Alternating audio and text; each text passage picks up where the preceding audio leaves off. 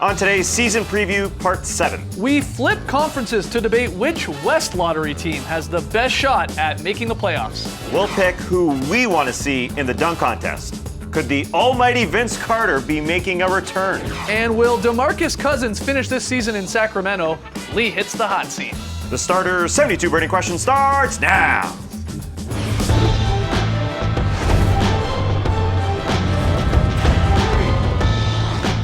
Good evening, Sweet World, and welcome to part 7 of the Starters NBA season preview. Whether you're catching us on iTunes, YouTube, or live right now on NBA TV, we're happy to have you. I'm Jay Skeets, and alongside me, as always, that's Tess Mellis. Let's NBA today. To his right, it's the international man of mystery, taking it to the max, Lee Ellis. Friend. Lele. Lele last, certainly not least, his mother calls him Bobbins. Bobbins. Trey Kirby. Hey, yo! It's Bobbins, right? Oh, it's Bobbins. Bobbins. This is going to be my mom's favorite show ever, no doubt. Okay, there we go. All right, we're continuing to tackle our 72 burning questions about the upcoming NBA season. We've got the investigation board as we figure it all out. If you've missed parts 1 through 6, go catch them on YouTube. They're easier than Pokemon. But let's pick this NBA season preview up with question 49. All right, we ask you to play along at home on Twitter, hashtag the starters with all of your answers. Question 49. We did the East yesterday. Let's do the West today. Which Western Conference lottery team from last year will make the playoffs this year? And again, as we did yesterday, we'll jog your memory here with the 7 teams that didn't make the cut last year.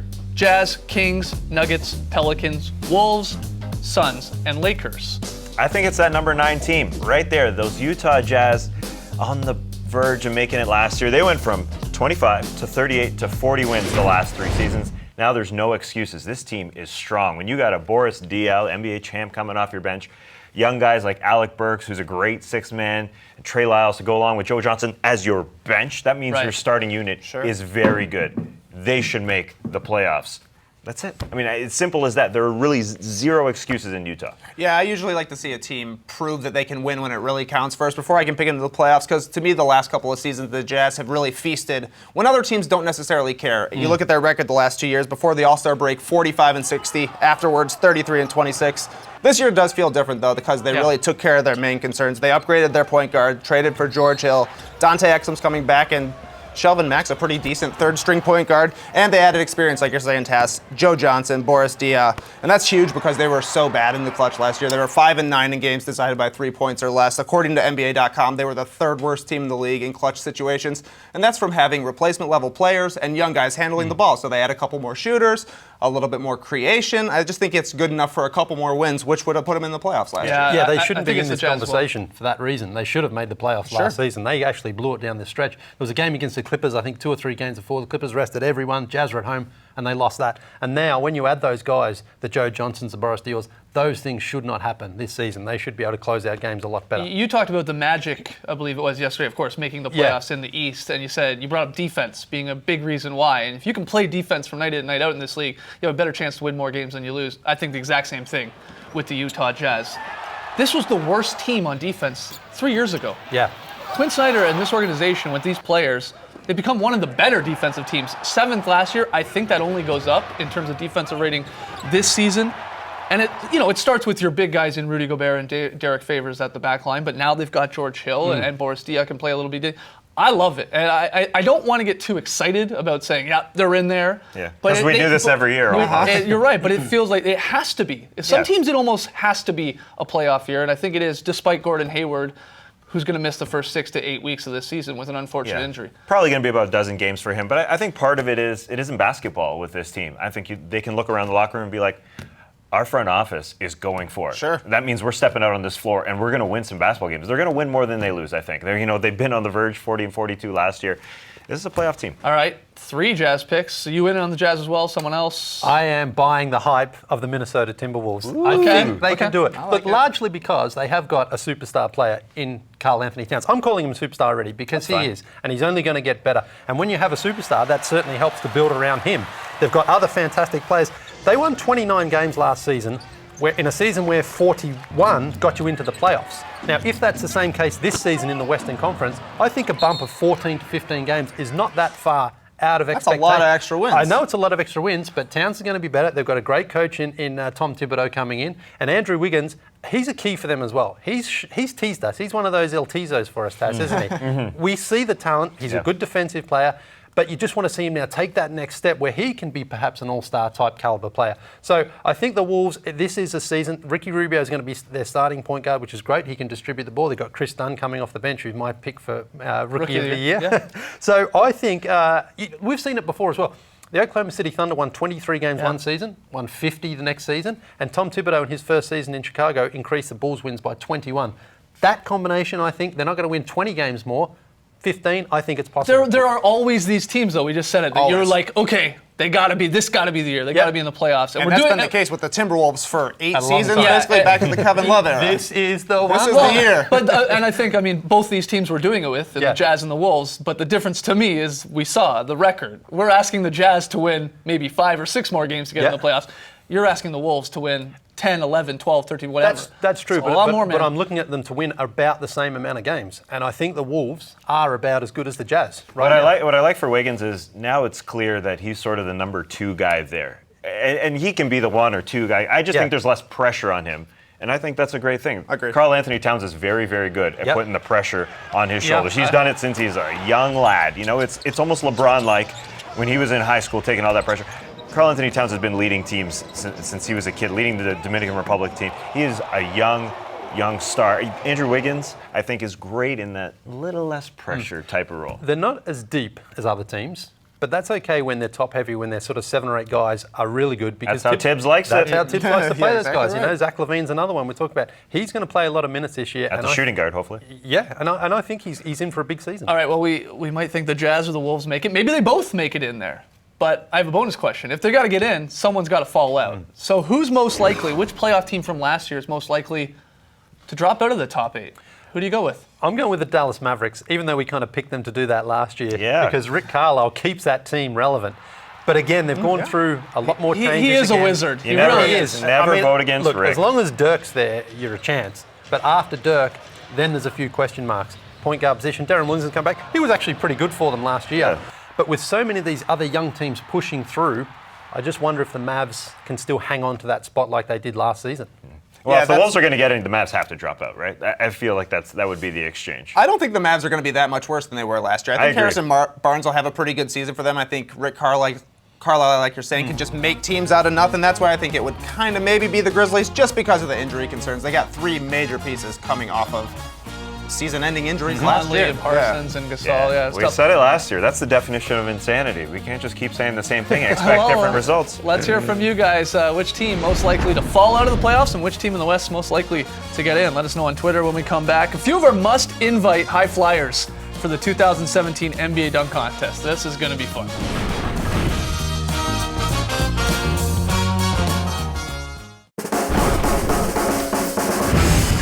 Back with the starters, 72 burning questions about the upcoming NBA season. Question 50 for the guys here and everyone watching at home.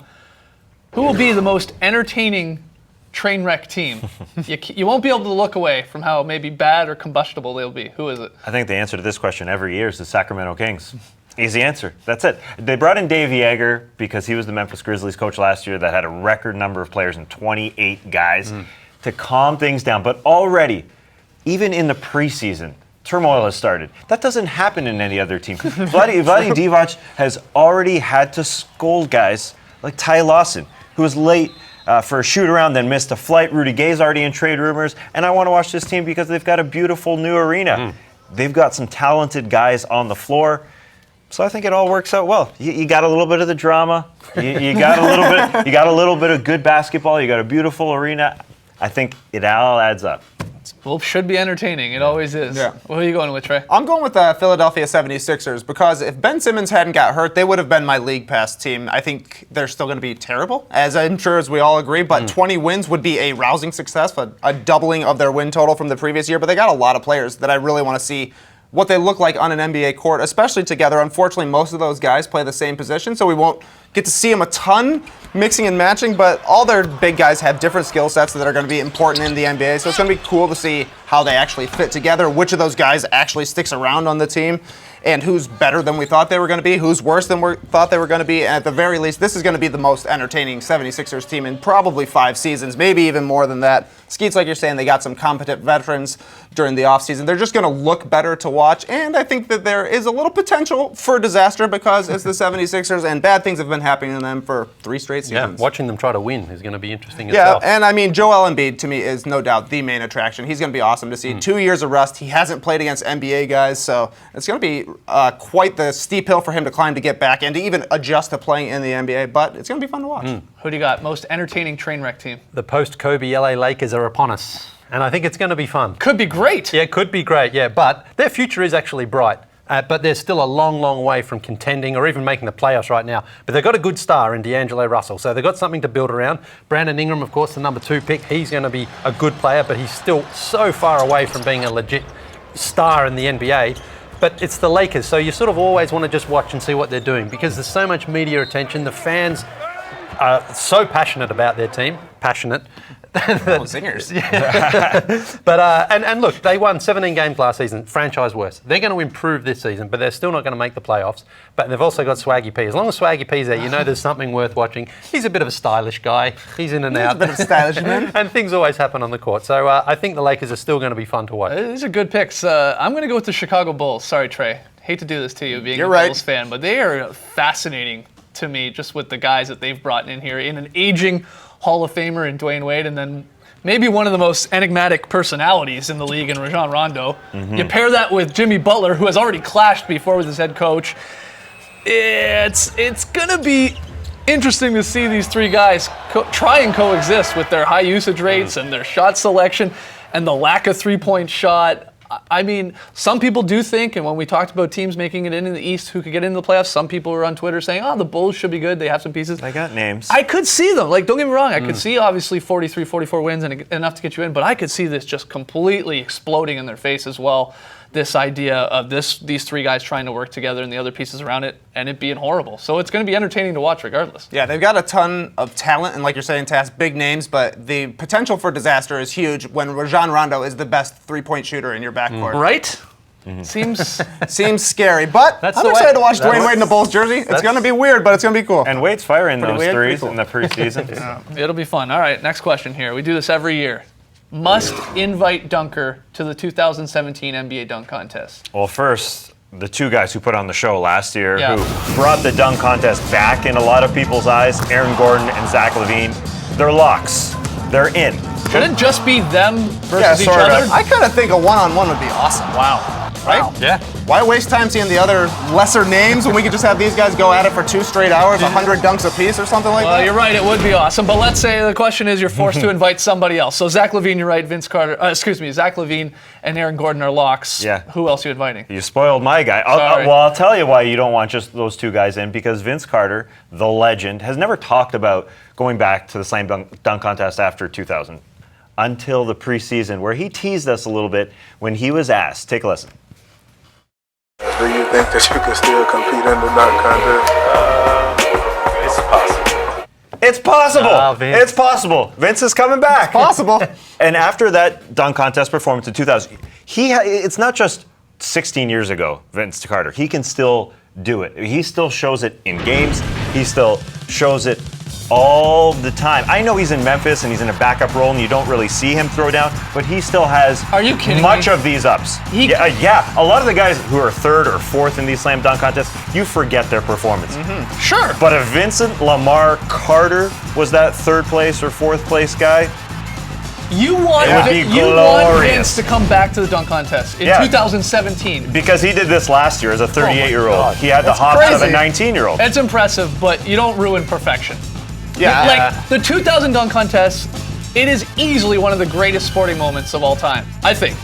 For sure. You don't mess with it. It's like Jordan coming back playing for the Wizards. People will not, they It's won't stupid. forget. It won't be nearly as good, Task. It Yeah, is. but you don't know. What if he comes out and he pulls out some stuff no. you've never seen before? No. That's why I'm with Tass. said I he's- want to see him in there. If Vince wants in, let him in. Let's see what he's got in the tank. Like Tass was saying, he was throwing down reverses, dunking on guys as a 38-year-old last year. We don't know what he could do. It could Yeah. be something totally crazy. It's Vince Carter. I No wouldn't put anything way. past him. He said he's got two way. dunks. You still get excited when he's revving the engines. He still has No. 2 dunks that he said no one's ever done, and he had in the bag that night. He still hasn't used. He's been holding on to them for 17 years. They're in the little basket of his motorcycle. They're sitting right back there. And the second thing is, no one. You're right. Could be like MJ. It will be like MJ. No one talks about the Wizards. He didn't play but- for the Well, then Wizards. why No do one it? knows. But it was even still- if it's a bad experience, it won't be because Vince still has. You're right, Trey. Watch the dunks these last couple of years. He's dunking on guys. He still has it. He still has hops, especially for an old guy. You're absolutely right. But there is no way he's going to either equal or surpass what he did in the 2000 dunk contest. he's the it old was guy. the perfect dunk contest. No one's really Well, ever he done got a that. 49 on that Oh, one yeah, dunk, sure, so yeah, maybe yeah, he can go 550. So I'm torn. I know what you're saying, but I'd love to see him just try it again. no, it's Okay. exciting to Are you figure going out Vince as Vince's well? dunk No, contest. I'm actually going with Jeremy Grant from the Philadelphia 76ers. I love guys who just throw it down with ferocity. Okay. And that's You what did he pick does. Taj Gibson for this one. Yeah, I did. But this is what I like to see, a guy who just hammers it down every time he gets an opportunity to do so. Now, he might be one of those guys who's perhaps a better in-game dunker, but I don't care. I want to see what he can do in the contest. Look at this from Summer League. Bang! That's what you want to see. Get up. A guy who's ferocious. I go DJ Steffens.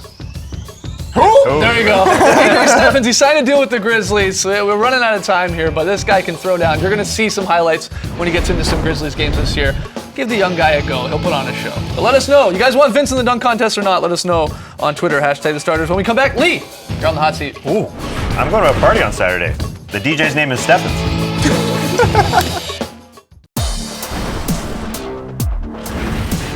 Our 72 burning questions rolls on. We're up to question 52 here, but these next 5 cues, they're just for the Aussie. Lee Ellis, over on the hot seat. Thought you'd be wearing shorts. Nah, not today. Not Okay. today. I decided to go for jeans. All right, are you ready? Ready, let's do it. All right, here you go, Lily. Had a lot of big names change teams this year, but who looks the weirdest in their uniform? It's Dwayne Wade. He's a Chicago Bull. We thought this could have been one of those guys one of the rare guys to have spent his entire career with one team in Miami, but instead he decided to go home, kind of back to Chicago to play for the Bulls. I mean, he didn't really need to leave Miami. He'd won championships there. He could have made a lot of money and just been one of those guys that we look back and thought, man, you never see that really anymore. A guy who gets drafted and stays with that same team his entire career. It's just going to look very weird watching Miami games this year and not seeing Wade on the court. All right, we had a lot of turnover, as we always do with coaches, a lot of new coaches, of course, in the league. Which new coach with his new team you think will make the biggest impact? It's going to be Tom Thibodeau at the Minnesota Timberwolves. When he took over the Chicago Bulls in his first season there, he improved the team by 21 wins. They had the best record in the Eastern Conference, and he won Coach of the Year as a rookie coach, which is incredible.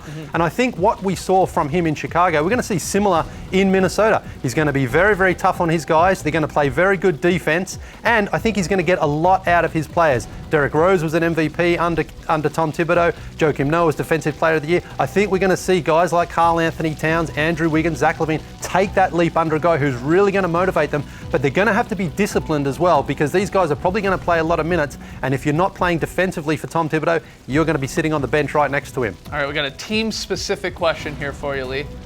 Will DeMarcus Cousins finish this season coming up in Sacramento? No. Wow. It is time. Wow. It is time for the Sacramento Kings and DeMarcus Cousins to part ways. He's going into his 7th season, and last year he won the most games he's ever won in Sacramento, which is 33. They're nowhere near close to even making the playoffs right now, and certainly they're not close to contending for a championship.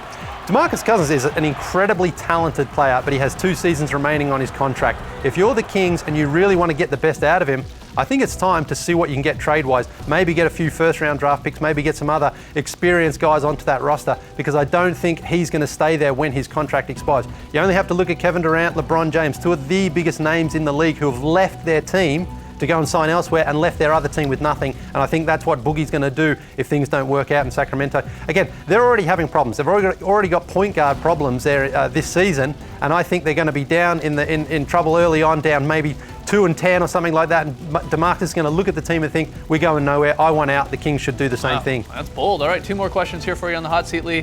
Which pair of teammates do you think are least likely to get along?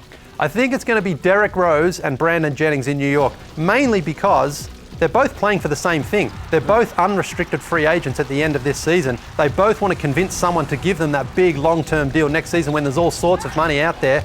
And I think that Derrick Rose knows he's coming in, he's going to be the starting point guard. But Brandon Jennings, he'll accept his role as the sixth man to start with, but he is going to want to make sure that when he gets out there, he plays as well as he can and shows other teams that, hey, I can still be a starting point guard in this league. I want to be that guy. And I don't think those two are going to click. They've never played together before. It's a whole new system. New York's a very intense environment as well. I think it's just a recipe for chaos and confusion there in New York. All right, final question. Pretty cool, pretty weird. So tailor-made for you here, Lee. Who has the best bar 3 body in the league? And if you want to explain what bar 3 is to the newbies out there, go ahead. Bar 3 is my workout. It's a combination of yoga, ballet, and Pilates. Okay. And who's got the best body? Well, I think it's actually CJ McCollum from the Portland Trailblazers. He won the Most Improved Player Award last year. He increased his scoring average by 14 points a game.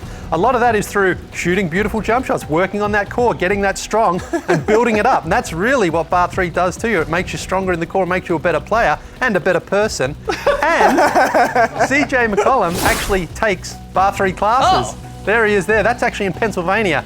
There with his girlfriend. He lost a bet, he said, but he went and took the class, loved it. And we have a standing agreement that when he's in Atlanta in March, CJ and I are going to take a class together. So wow. I can't Dude, wait. why don't you give us a quick bar 3 pose? Oh, you can Oh, come on. sit down while you do this? All right. Narrow athletic V this As time. we All go right, to ready? break, Yeah. give us a bar 3 pose. All right. Look at that core. It really tests the core. It's good on the thighs. Yeah, peel those heels up. Engage, Good man. on the buttocks. Engage. All right, Lee, great job on the hot seat. He'll be doing this throughout the commercial break. When we come back, the Starters fans, you decide which Western Conference lottery team has the best shot at making the playoffs this coming season. Come on back.